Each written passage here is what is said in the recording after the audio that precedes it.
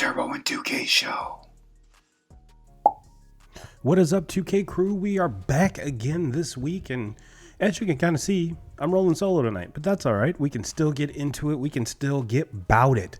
Yes, we are live. It is Sunday. Happy Cinco de Mayo, everybody. I have a feeling that most folks went out and got their Corona on, got their Dos Equis on yesterday.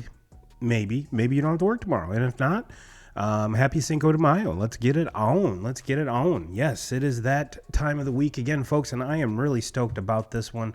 Got a really cool show planned. We're going to kind of hit on a bunch of topics here, and I can't wait to get into it with you guys and gals. And yes, I was able to go live over on Facebook, so I'm still kind of hammering out the details, so I'm not sure if you do comment over there. I will not be able to pull your comment up like this. So if you do want to see your comments shown, go on over to the YouTube page, youtube.com/turbo2ks, because I would love to feature you guys and gals on the show tonight, especially a show like tonight, because I'm solo, and it's way easier to do something like this when there is people watching, when it is a little bit more interactive. So get on over there, drop me a comment, tell me where you're from, tell me something. Let's get a conversation started, and I can't wait. And as I said, we are live on Facebook and YouTube and Twitter. So really excited about that. If you're over on YouTube, don't forget to hit that subscribe button. Hit the bell to get notified every time we go live every Sunday. And like I said, drop a comment and let's get a conversation started here, folks. And for those of you on the audio side, you guys are the unsung heroes. Thank you for all that you do, and go ahead and give us a follow on whatever platform you are consuming your podcast content. All right, with that being said here, I do want to jump into some news here real quick. First and foremost, I want to give a big shout out to the Marcellus varsity baseball team. Man, those guys are tearing it up. 2Ks and C-Hut have those boys rolling, hitting on all cylinders, so keep it up, guys. You are doing absolutely amazing. I was kind of hoping that Christian or 2Ks would be here tonight so we can kind of get a little bit more in depth. But I have a feeling next week we will be doing that as well. So I believe they're 16 or 17-0, so that's absolutely awesome. There was a game, I think a doubleheader that was rained out, the second one. So no harm, no foul there, guys. Just keep it rolling. And we do have hats available. They are in the comments or in the description. So go ahead if you do want one of these awesome hats. I believe they're $30 plus shipping. And believe me, we're not making a whole lot of money off these. So go ahead and support your boy. And I love them. They're OG Flex Fits. So if you do know, if you're hip to that, then you know that they're good. But yeah, let's jump into some news here, aside from the hats. Odell Beckham Jr. looks to be signing with the Dolphins. Everyone's making a big deal about this. It is what it is. I mean, honestly, in my opinion, he didn't give a whole lot. The production last year was down, so is this another option for Tua in that offense? Sure. But I don't think he'll garner the attention that he did in prior stops or just prior years, because he's definitely not a spring chicken. So, but it's good to see a player like that get on a high-powered team, so he doesn't have to be the dude. So that's really good for him. So keep it up. Keep it up, OBJ. Keep it up. And let's see here. Let's go over here. I know I said we're going to talk baseball, but this is the news. This is the news portion. This is a tweet coming from Nick Moraldo, a.k.a. Nicky Skates, over at the Pat McAfee Show. He said, Pasta was flying. What a finish. Bruins and Panthers rematch of last year's magical round one on Monday. Let's go. Yes, the Bruins kind of, if you follow hockey at all, had the best regular season in NHL history last year, only to be ousted in the first round of the playoffs last year. So if you are a Bees fan, you got to be feeling good about this one. Yes, it did go 7, but at least you're moving on, and you won when it counted. So Yeah, this is the time of year where I try to pay attention to hockey, but if you've been following us for any amount of time, hockey and basketball playoffs just seem to go on and on and on forever and ever and ever. And man, oh man, is it super boring. We need to fix that. We need to fix that. I know there's a lot of folks that are like, man, this is the best time of year to be a hockey or an NBA fan. I just can't do it. I can't do it. I can't do it. Well, let's go to there was a big trade in the MLB. This is from Jared Carabas. Padres. Let's do this one first. This is from Jeff Passan. Breaking: the San Diego Padres are nearing a deal to acquire second baseman Luis Arias from the Miami Marlins for a package of 3 prospects and a relief pitcher. A source familiar with the deal tells ESPN the trade is in medical review, but is expected to be finalized soon. Which it did get finalized, and Mr. Arias did make his debut, I believe, yesterday, going 4 for 6. He started the game off 4 for 4, so any spark that can add to this Padres lineup, I guess, is a good thing. But here's the question. Here's the question, 2K crew, is if you remember last year, started last year, they signed Xander Bogaerts, and to a big money contract with lots of money, lots of years. And that's where Jared said the Padres moved Xander Bogaerts from short to second base, from second, and then traded for a second baseman. So, and that's kind of the big news here, folks. It's not that they made a move. It's not that they made this acquisition, but it's like, okay, whoa, you have a whole team full of infielders now. I mean, legitimately, you have a whole team full of infielders. And adding one more, I guess, hey, come to the party. Come to the party because yeah, it seems to be like just a regular. I mean, Arias is going to get on base. We've already seen that. He's the reigning NL batting champion. Was flirting with 400 for most of the year, or for most of the first half last year, and then kind of tailed off, but still. I'm pretty sure led baseball in hitting last year. So is he going to get on base? Yes. Is he going to play good defense? Yes. But as far as the power is concerned, you're not going to get home runs from this guy, which is fine because you have him in a lineup that it seems like every single person on that lineup can go deep at the drop of a hat. So is it really needed? No. But as we're going to see later on in the show, where the Padres are right now as compared to some of the other teams in that division, this seems to be a team that is kind of stuck spinning its wheels, and it has been since. I'm even going to go back to, and now mind you, it might be just a fact of the division they play in, but I don't think so. You know, they're trying to build teams to beat the Dodgers. They're trying to build teams to perpetuate this rivalry with the Dodgers. However, if it's not really that great of a rivalry, considering it's kind of one-sided right now. You know, in my opinion, rivalries are made when teams go back and forth. They win, they lose, they win, they lose, they win, they lose. And I think just for the most part, it's been just a Dodger-dominated division. Now, is Luis Arias going to be the spark plug that's going to take this team into overdrive? I really don't think so, but I do think it's a step in the right direction, because with this guy in the lineup, you're not going to have just horrid hitting performances. You're not going to have this stagnant offense. He's going to be one that's going to be pushing the envelope, getting on base, causing chaos on the base paths, and that's the part I really like about it. Now, let's take a step back from that, okay? Where does this leave the Marlins? I mean, we're going to talk about this a little bit later in the show, how horrible of a start they've gotten off to, but where does that leave them? I mean, yes, they still have Jazz Chisholm for now. Now, I'm really kind of confused as to why the Padres went after Arias instead of going for Chisholm, because they have 7 shortstops on the team already. What's one more? And yeah, probably the asking price was a little bit steeper than 3 prospects and a reliever. Sure, I get that. But what this team is doing should not shock you. Now, if you look at it, they made the playoffs last year, and they're a team that has traditionally done this. The only thing that didn't happen last year is they didn't win the World Series before they blew the team up. So we've seen turnover in the front office. We've seen turnover with players and, just turnover everywhere down there in Miami. Even since Jeter's left there. So I think this has more to do with the direction that the Marlins are going in rather than the direction that the Padres are going in.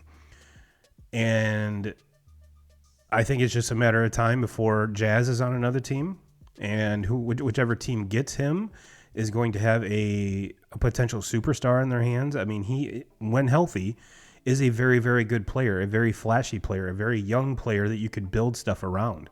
So that part of it, I'm not really worried about. It's just he needs to stay on the field.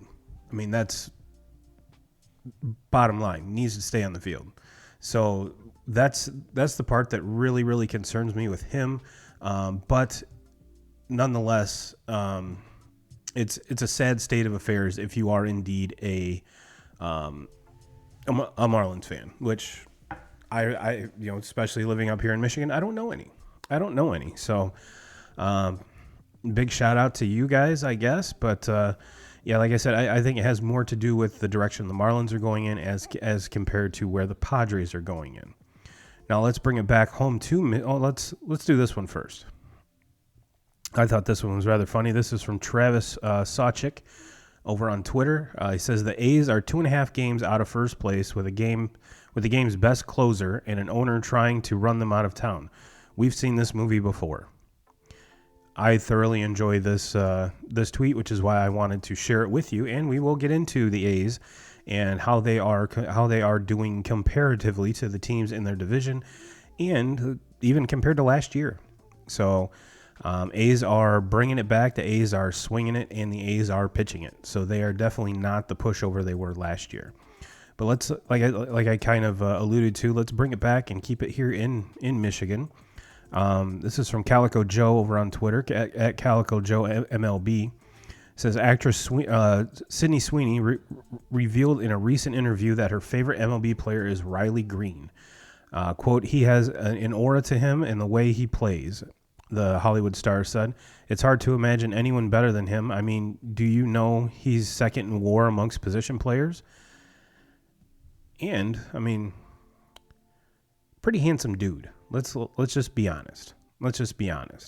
And the way his season is going so far, he does garner all of that attention.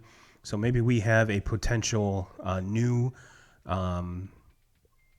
Hollywood couple, I guess you could call it. Athlete Hollywood couple, to go right alongside Travis and his woman. So maybe it's a Sydney Sweeney, Riley Green romance in the mix.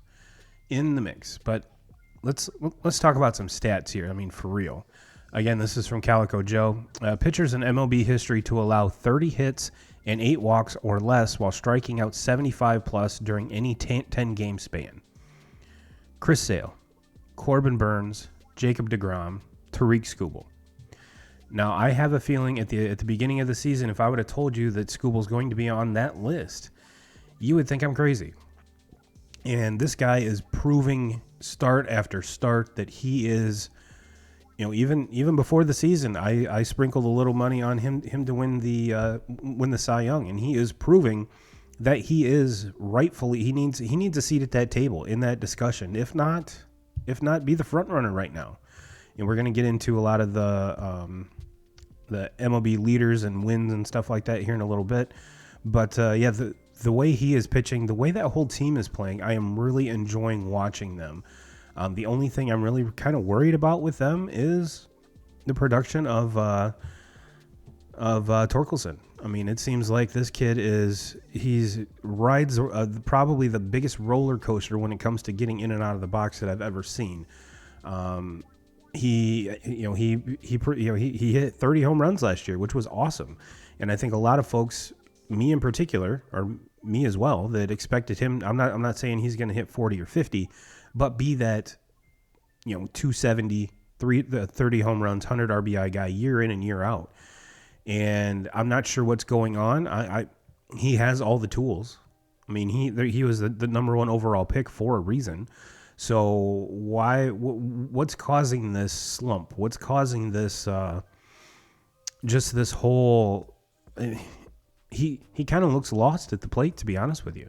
And if you look at the batting average and stuff, I think that'll really back me up on this. I mean, maybe it's kind of hinted that he might be, optioned down to Toledo to kind of work some shit out, which I think at this point I'm not ready to jump on that bandwagon yet, but I do think that something needs to be done. Someone needs to pull him aside, remind him why he was the number one overall pick, and just he was destroying pitching in college. He was destroying pitching in the minors. So yes, he is still very, very young. I get that.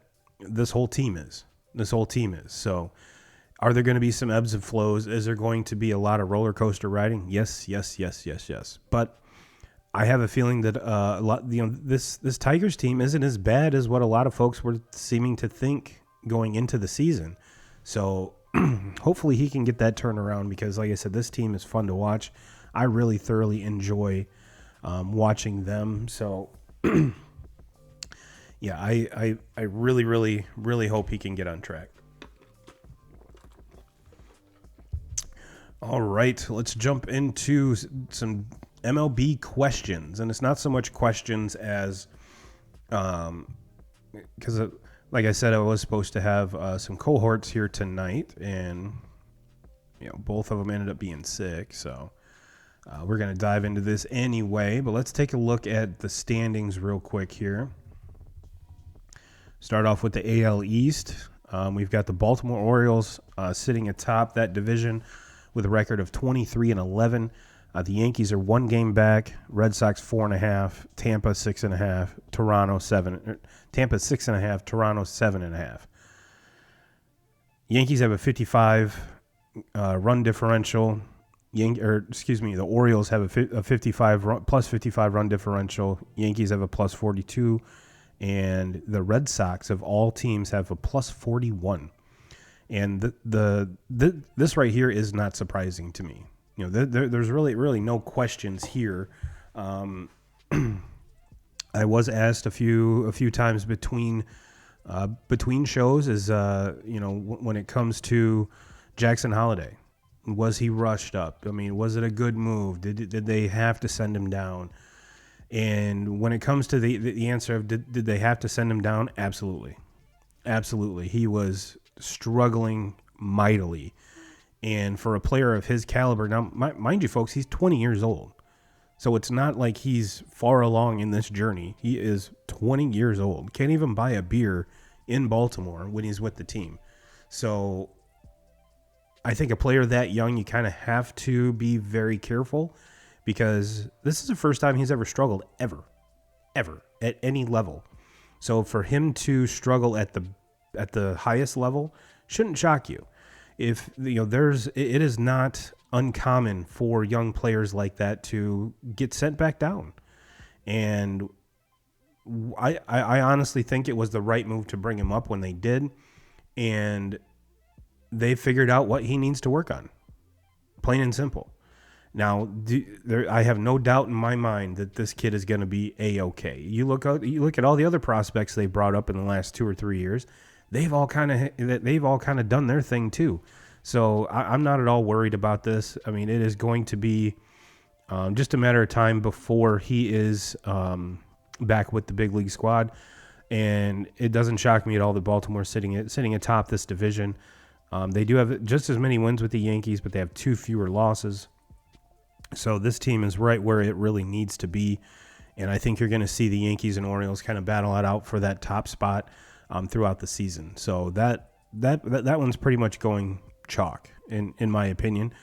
The only, like I said, the real surprise is I honestly thought the Rays were going to be better. I personally thought the Blue Jays were going to be better as well.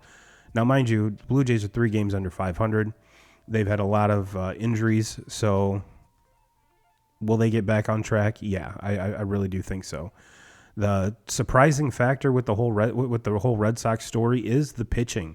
I mean, I did not have on my bingo card that the 2024 Boston Red Sox pitching staff was going to lead baseball in pretty much every single stat.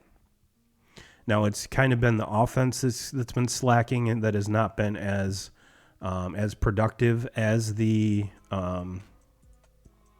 pitching. So will that kind of continue? Or they've actually made some moves, and again, the injury bug has hit the Red Sox very, very hard.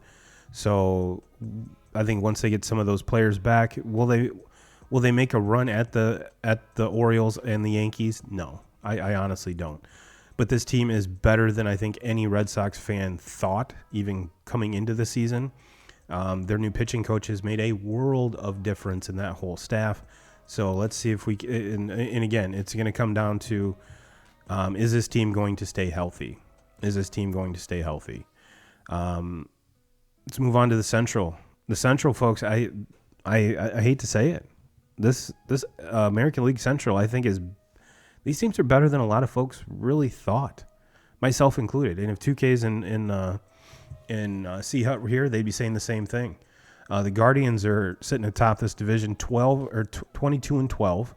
The Twins, the aforementioned, and the thumbnail here, they're 19-14. The Royals are 20-15. Tigers are 18-16, and the White Sox are going to be bad all year. They're 8-26 with a negative 82 run differential. So yes, things are not going good in the south side of Chicago, but with all four of the other teams, this is going to be a very fun division to kind of keep an eye on. What the Guardians are doing with a brand new coach, an ex-player, now coach, Stephen Vogt. I mean, he's doing an awesome job with what he has. I think with the Guards, I really couldn't name a whole lot of players on that team, so good on them. But the team here I really, really want to talk about is the Minnesota Twins. Now, again, being a Red Sox fan, we were just in Minnesota, and we're almost swept. We're almost swept by said Twins. Not saying that, I've already said that we're not, the Red Sox are not winning the AL East. They're not. So it's not like they're world beaters by any means, but the first couple games were bad. I mean, this Twins team put it on them.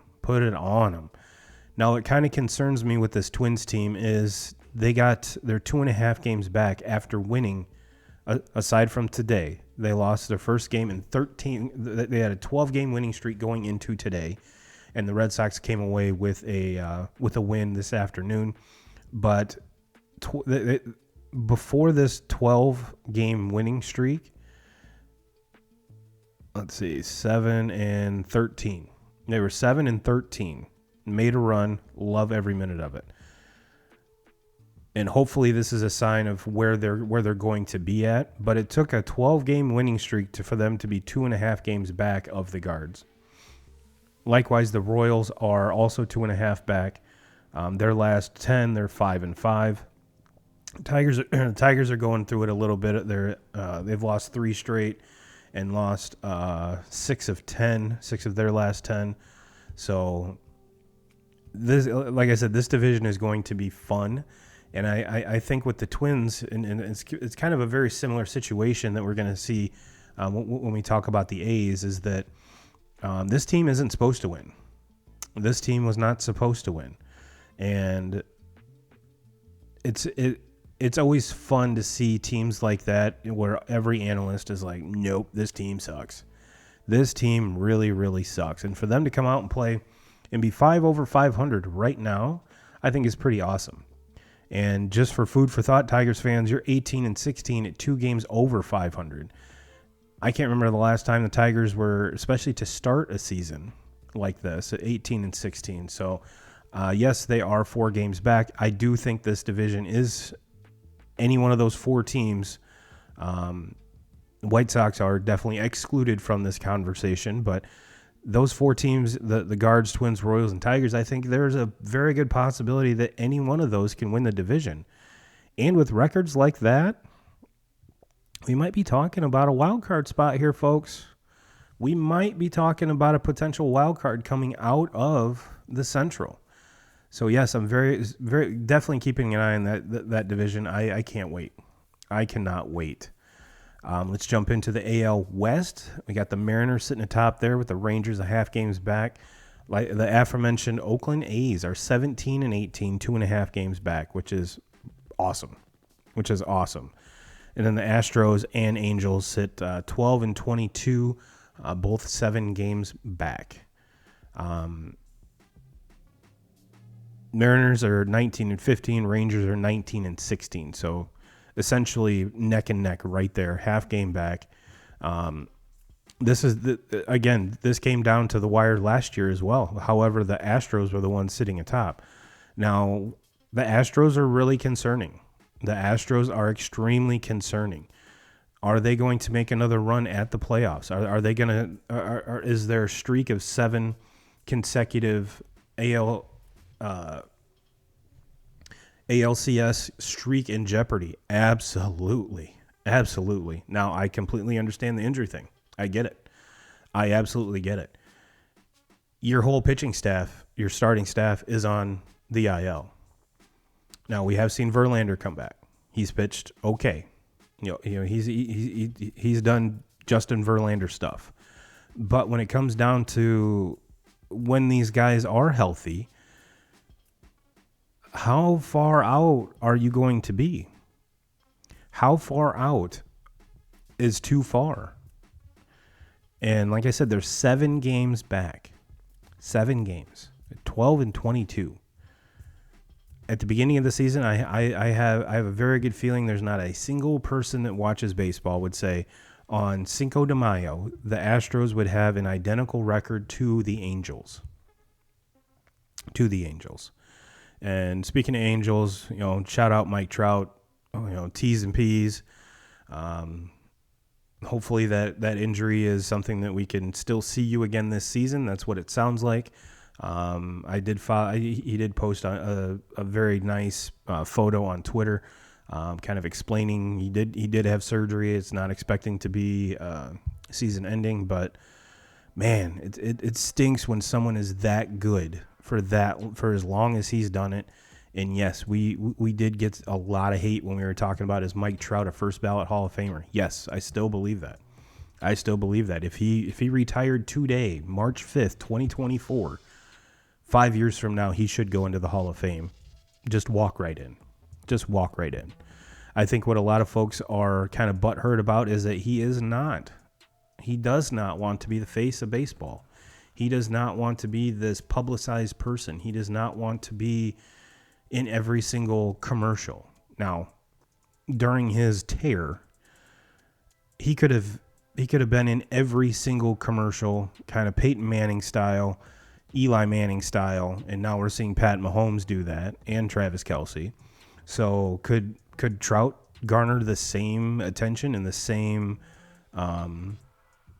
money? Absolutely, 100%, 100%. But that's not his vibe. So I think he gets a raw deal because of that. I think he gets a raw deal because the Angels have been terrible the entire time he's been there, and to have him be around Albert Pujols and Ohtani, 2 of the better hitters in the history of the game, and not do anything in the playoffs during any of that time is one of the greatest travesties in sports history. So that's why I think he gets kind of a bad rap for a lot of this stuff. So let's switch over to the National League East. National League East.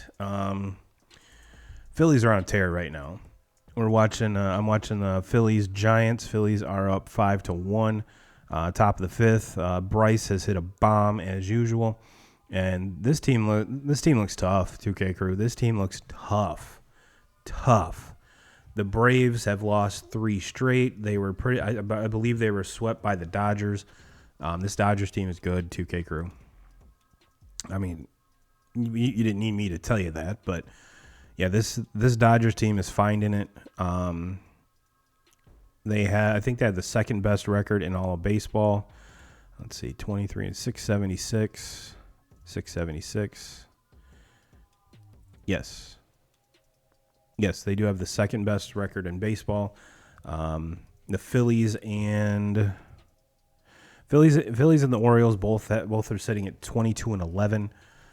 So yeah, this Phillies team is good. It is good. The Braves are only 2 games back. So if you're a Braves fan, do not pump the brakes. Everything's fine. You went out on the West Coast and got absolutely dog walked by the Dodgers. I mean, it seems like every single ball was flying out of Dodger Stadium. So was it a good litmus test for the Braves? Absolutely. Do I think it is going to come down to the Braves and Dodgers in the NLCS? Absolutely, 100%. But man, this is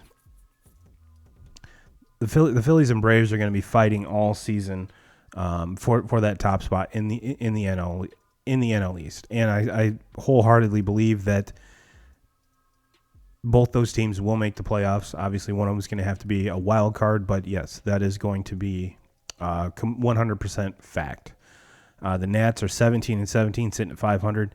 Man, we're having a C.J. Abrams, coming out party down there over there in Washington. If you don't remember, he was part of the package to get Juan Soto to San Diego. And yeah, this kid is finding it. He is coming out of his shell, and it is completely awesome. This kid, if you haven't watched the Nats, look him up. He is must-watch TV. Is he as flashy as some of the other players that we're going to talk about here in a little bit? No, but he is very young. He is very talented, and probably isn't going to be a national too much longer. Let's put it that way. The Mets are 16 and 18. Man, that team is just I can't put my finger on them. I can't. They are. You talk about roller coaster, dude. This team is up and then down and then up and then down and then up and then down even farther. So to kind of get a grasp on them, good luck. Good luck. And the Marlins, we already talked about them. We already talked about the Marlins. Yeah, the Marlins are 14 games back, which I believe is the biggest deficit. No, the White Sox are also 14 back. So 14 games back at May 5th. Yes, your season is over. See you next year. NL Central. This team, this is going to be a dogfight the whole time. And we talked at kind of great lengths a few episodes ago comparing the NL and AL Central teams. And the Brewers are sitting atop that. No, they're actually tied with the Cubs for the lead in that division. The Reds are 16 and 18. Pittsburgh Pirates are 16 and 19, and the Cardinals are 15 and 19. There is kind of a big gap between the bottom 3 as compared to the top 2, but this division has. I mean, I was tooting the Cubs horn. Riding the Cubs train when we did our picks. I do think that is one of the best infields defensively in the game. And we saw some balls fly out of Wrigley yesterday. Woo, damn. Yes, this team can hit, this team can pitch, and it is going to be exciting to see this come down to it, because I have a feeling that the Reds and Pirates have not yet they're not done. They're not done quite yet. Things are now again. These are two teams that cannot get much farther behind if they really do want to make a run at this thing, and it is completely. I mean, imperative that they do not lose any more ground, because I think ultimately what's going to happen is they are going to build or dig themselves a hole they cannot get out of, which is sad. Looking at the talent, the young talent, the raw talent on that Reds and Pirates team, both of them have their crews, O'Neill and Ellie Dela. So we need to get those two teams to stay competitive, just because of that. Just and it's weird to say that the talent that the Pirates have. This Pirates team is a very good team. Do they need pitching? Yes. When will we see Paul Skeens? I think is the the question of the year so far. He's human. He gave up a run in one of his starts. So what else could they be working on? And Skeens was on the Pat McAfee show not too long ago, and he handled the infamous question of when are you getting called up, because we need this team needs Paul Skeens. But I completely understand too that they need him more for not just this year, but for his whole career. He is a special talent. There's a reason why he was selected number 1 overall, and there was a reason why he was a I almost said Little League World Series, College World Series champion, and yeah, it is going to be, and they have to bring him up sooner rather than later, because like I said, they cannot fall any further back. I mean, they are half a game ahead of the St. Louis Cardinals, which, if you haven't watched them, are terrible. They are terrible. They cannot hit at all. So let's jump over, let's go out to the West, the West Coast. Dodgers, like we already talked about, they're 23-13. Run differential of plus 63. They are just destroying the baseball. They are pitching the baseball. We've seen Yamamoto have that really, really rough start, the very first one, and has come and just basically become what we thought, or what every baseball fan thought he was going to be, which is, just an absolute dominant pitcher.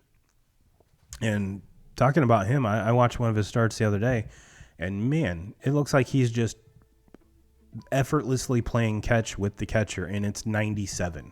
Like, how is that even fair? Doesn't even look like he's putting a whole lot of effort into it, and it's 97 and moving.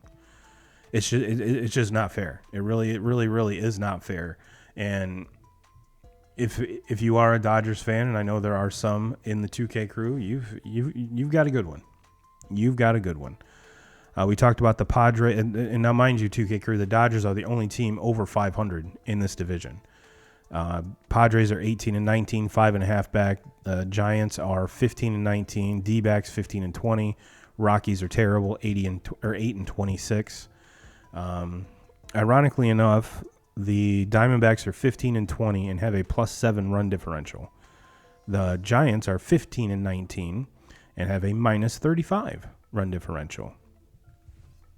So I think if you were to ask me what are the biggest surprises in baseball after the first month, well,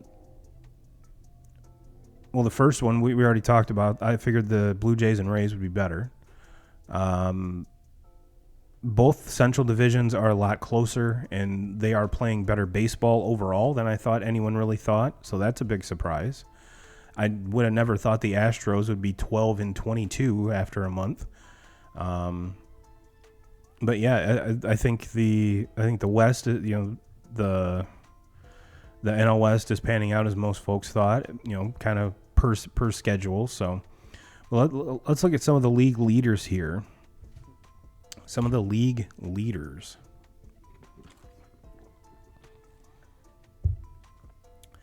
And let's go full screen with this one. All right. And yeah, there's 2 players tied atop the batting average stat. That is Ohtani and Alec Bohm, of all folks. Did not really, I would have never thought to put him or even think that he would even be close to 364. But yes, both players are hitting 364. Ohtani has 10 home runs, where Bohm has 4. Stephen Kwan for the Guards is 3rd. Mookie Betts is 4th. Will Smith 5th. So that's the Dodgers have 3 of the top 5 in batting average, which is kind of sick. And just goes to show you that, yes, that the only one that's missing, the only one out of my mind that's missing is Freddie Freeman. And where is he at here? He can't be too far down here. Let's see. I know he hasn't gotten off to the start that we're used to seeing. Oh, wow, he is farther down here than that. All right, he is definitely not in the top 50. So let's just leave it at that. Do I think he'll bounce back and be closer to that traditional Freddie Freeman? Absolutely. 100%. There are 4 players with 10 home runs. And I have a feeling that, let's click on complete leaders here. If I would have, at the beginning of the season, if I would have told you Mike Trout is leading the league in home runs, you probably would have laughed at me. Now, yes, we are going to see Trouty slip on this list because he's out for an extended period of time. But the gentleman tied with him, there's 2 gentlemen tied with him that I guarantee you never would have thought would even come close to this, is Marcell Ozuna has 10, and Gunnar Henderson of the uber talented Oriole team is tied with 10, and of course Ohtani. Ohtani is sitting there at the top. Tyler O'Neill is he's tied with Kyle Tucker for 5th with 9, and a whole slew of folks at 8. Let's see here. Riley Green is kind of the one that jumps out here. I mean, we've got Salvi Perez, Max Muncy, who hit 3 of them, I think, yesterday. So to see him at 8 is, especially at 3 in one game. Teoscar Hernandez, Kyle Schwarber, Josh Naylor, Adolis Garcia, Juan Soto, Pete Alonso, Brett Rooker, who had 2 of them yesterday, I believe, Cal Riley, and then Riley Green. And then Ellie De La Cruz has 8 as well. So I would have never thought that at any point in the season, Riley Green would have more home runs than Aaron Judge. But he does, because Aaron Judge only has 7. Fernando Tatis has 7. Jose Altuve also has 7. So in the aforementioned C.J. Abrams has 7. So to have he's completely shocking a lot of people, and it's awesome. So if you are a card collector, I would get on some of his rookie cards here. Let's go to RBIs. Marcell Ozuna sits atop of that list with 33. The aforementioned Alec Baum is 32. Sal Perez 30. Juan Soto 28. Jose Ramirez at 27. And let's see, what is this? Hits. Ohtani at 52. Mookie at 50. Altuve at 47 or 48. And Trey Turner and Steven Kwan are at 47. Stolen bases. Now, one of the gentlemen on here that I probably should have talked about in kind of the division rundown. Ellie De La Cruz is leading baseball with 19 stolen bases. Acuna has 14, along with Bryce Terang from Milwaukee. And Acuna has not gotten off to the start that I think a lot of us really thought he would. I think he has 2 home runs, and the first one came like last week. So not the power numbers for Acuna that we're used to seeing. But yet again, that is something that I think will kind of work its way out, and he will be just fine. Why? Because he is Ronald Acuna Jr. Now let's look at let's flip to the pitchers here. Wins. Tyler Glasnow and Ranger Suarez are tied with 6. Seth Lugo, Shota Imanaga, and Reed Garrett have all 3 of those have 5. Again, rich get richer when it comes to the pitching. I've always been a huge Glasnow guy. I'm glad to see him be as successful as he is to start his Dodger career, as well as I'm sure Dodger fans are ecstatic. Why? Because he's just a cool dude. I really, really like him, and he's a player that you can get behind and you can like and you can root for. So I really do like him. Ranger Suarez is throwing the absolute piss out of the baseball, and it is amazing. ERA, again, Imanaga at 0.78, 0.78. Jose Barrios, 1.44. Cutter Crawford, 1.56. Seth Lugo, 1.60. Javier Assad, 1.66. So on the pitching side, the Cubs have number 1 and number 5 in ERA, which at the beginning of the season, I guarantee you wouldn't have even thought that would be the case. Let's expand this here. We talked about Ranger Suarez. He's at 1.72. Skubal at 1.90. Tanner Houck for the Red Sox, 1.99. So yeah, there's a lot of dude, and Tyler Glasnow's at 2.7, which seems completely terrible considering there's a dude that has a sub 1 ERA with 6 games pitched. 6 games pitched. Yeah, he's given up 3 earned runs in 34 and 2/3 innings. That is insane. That is absolutely insane. And if you haven't seen the interviews with him, he is a character, and I absolutely love it. Absolutely love it. Saves, Clay Holmes for the Yankees has 11, as well as Kyle Finnegan for the Nats and Ryan Hensley for the Cards. Emmanuel Clace for Cleveland has 10, and Robert Suarez has 10 as well. Strikeouts, Tyler Glasnow 63, Skubal 53, Crochet 53, Zach Wheeler 52, and Jarrett Jones for the Pittsburgh Pirates at 52. We're not going to go over quality starts because I think that's a bogus stat to begin with. But yes, that is.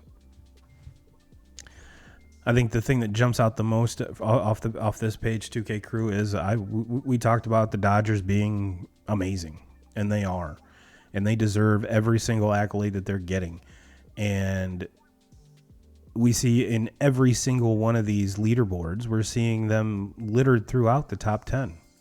So I guess the question moving forward is this team going to, it's starting to be, which a lot of folks can say it has been a dynasty. It's been dynastic with the run that they've had winning the division. I think if you're a Dodgers fan, you want to see more World Series championships. I mean, I can be blunt about that. I mean, that has to be on the forefront of every single Dodger fan. So to have the offseason that they did, the spending that they did, they better have the production. And lo and behold, they do. Lo and behold, they do. I mean, we talked about Will Smith with batting average. Throughout all the free agent acquisitions, they extended Will Smith so he can get jiggy for many years to come in LA. And so not only are they being aggressive in free agency, but they're also making sure they're taking care of their guys. So which in my opinion is what you have to do to have a successful organization. And of course, it doesn't hurt when you have, the group that the ownership group that they have that are not afraid to spend money. You have to be looking at winners. You have to. Couple of the surprise things. I think Marcell Ozuna, the start that he's off to, I have a feeling that there's not a single Braves fan out there that would have said, yeah, Ozuna's going to have more home runs, more RBIs, and more hits than Acuna. Or even Matt Olson. Matt Olson really, Olson and Acuna really haven't even gotten started. And this team is still that good right now. Moving forward with the Spencer Strider injury, not so sure how that's going to play out. But it looks like they're still in it to make a run. So that is completely awesome. See here. All right. I think that's it, 2K Crew. I think that's it. I do have some really cool content planned, but I do need the other 2 cohorts here to do that.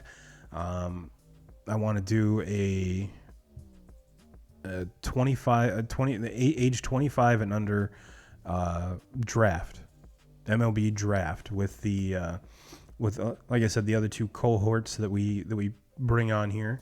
We all know 2Ks loves drafts, so I think this is going to be really, really cool. And then we'll post it here in the Facebook group to see who has the best under 25 or 25 and under team moving forward. So I think that's going to be a lot of fun. And I have a lot of this or that types of things that I want to play with the guys and see what they think. So kind of bookmark those because we will be getting to those. And I think we're going to have a lot of fun with those. And like I said, I really can't wait. I cannot wait. So yeah, everyone over watching on Facebook, like I said, the experience is probably a little bit better over on YouTube. YouTube.com/Turbo and 2Ks. Head on over there, subscribe, ring the bell, drop a comment, do all those good things. And yeah, we will see you next time. And as always, Jim Rome, we're coming for you.